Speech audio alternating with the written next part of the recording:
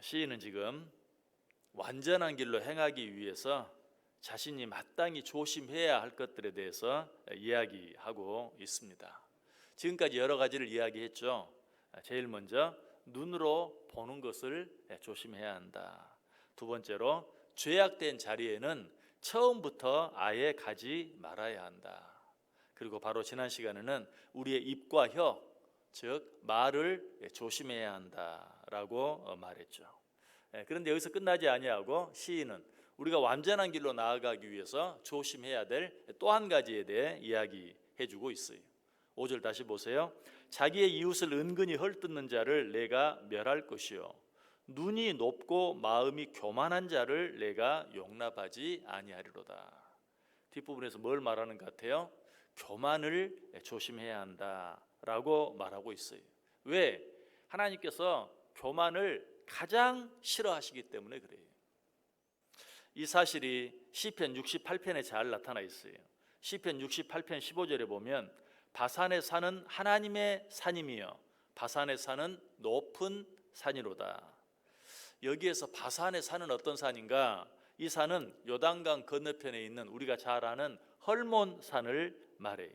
이 산은 높이가 2730m나 되는 아주 높은 산이, 그래서 이 산은 이 헐몬산이 위치한 이스라엘 동쪽에 있는 강한 적국들을 상징합니다. 이스라엘의 적국들, 정말 이스라엘의 힘으로는 상대하기 힘든 그런 힘 있는 나라들을 상징해요. 자, 그런데 이 산을 시편 68편이 뭐라고 표현하고 있어요? 하나님의 산이라고 표현하고 있어요.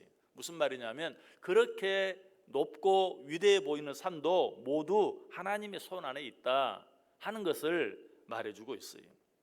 이 말씀을 통해 우리가 알 수 있는 것은 이 세상에 있는 모든 것, 제 아무리 크고 높고 위대하고 강하고 강하게 보이는 것이라 할지라도 하나님의 주권 아래 있지 않은 것이 하나도 없다 하는 사실을 우리에게 말해주고 있어요.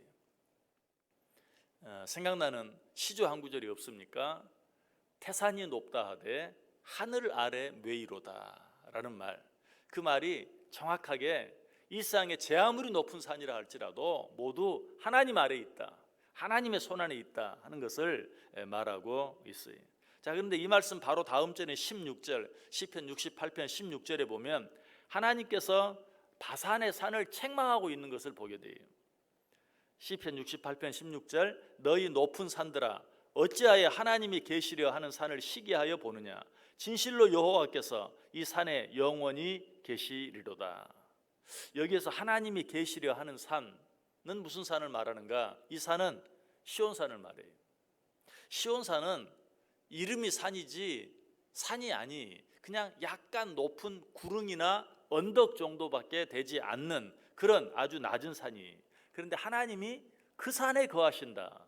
높고 높은 2760m나 되는 그런 바산에 거하는 것이 아니라 언덕 같은 구름 같은 그런 시온산 아주 낮은 산에 거하신다. 그런데 높은 산들이 이걸 보면서 시기한다. 우리같이 높은 산에 거하지 아니하고 왜 저 언덕 같은 산 같지도 않은 산 저처럼 낮은 산에 하나님이 거하시는가 하면서 높은 산들이 시기한다라는 것이,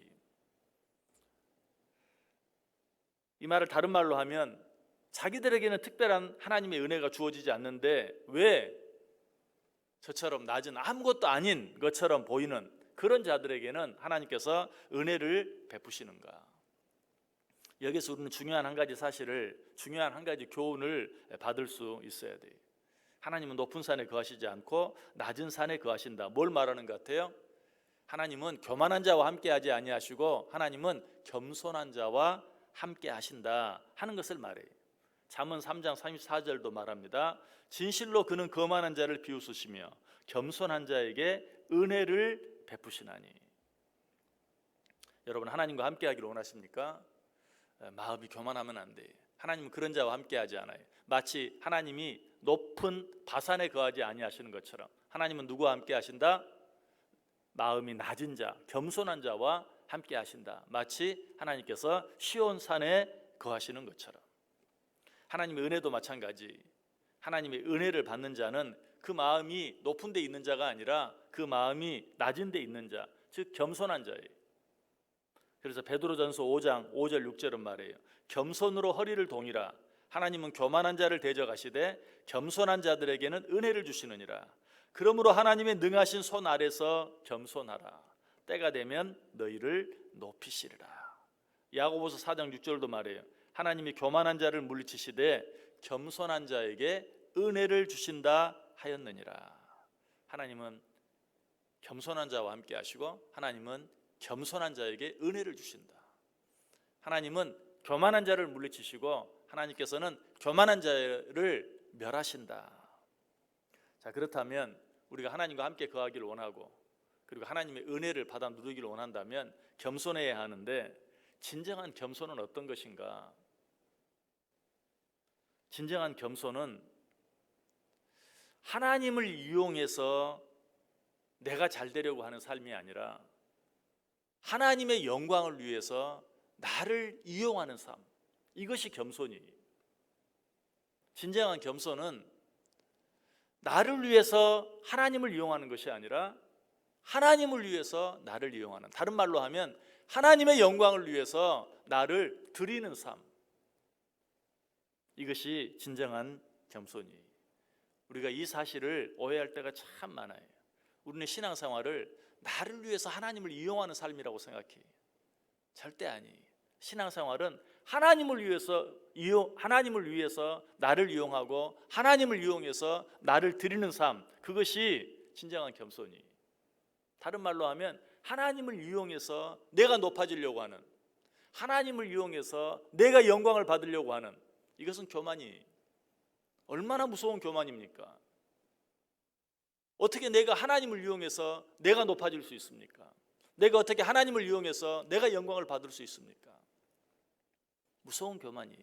겸손이 뭐라고요? 겸손은 나를 이용해서 하나님을 높이는, 나를 이용해서 하나님이 영광을 받으시게 하는 것, 이것이 진정한 겸손이다. 오늘 하루 어떻게 살기를 원하세요? 하나님과 함께 거하는 삶을 살기 원하십니까? 하나님으로부터 은혜를 받기를 원하십니까? 그렇다면 어떻게 해야 돼요? 하나님을 이용하려고 하지 말고 하나님의 나라와 하나님의 영광과 하나님의 뜻을 위해서 나를 이용하는, 나를 드리는, 하나님의 영광을 위해서 나를 낮추는, 하나님은 그런 자들 가운데 거하신다. 하나님은 그런 자들에게 은혜를 베푸신다. 오늘 하루 이처럼 나를 낮추고 또 낮춤으로 말미암아서 하나님이 나와 함께 거해 주시는, 그리고 하나님께서 나에게 은혜를 주시고 하나님께서 나에게 진정한 기쁨과 평안을 주시는 그 은혜를 체험하며 누리며 살아가는 저 여러분 될 수 있기를 주님의 이름으로 간절히 축원합니다.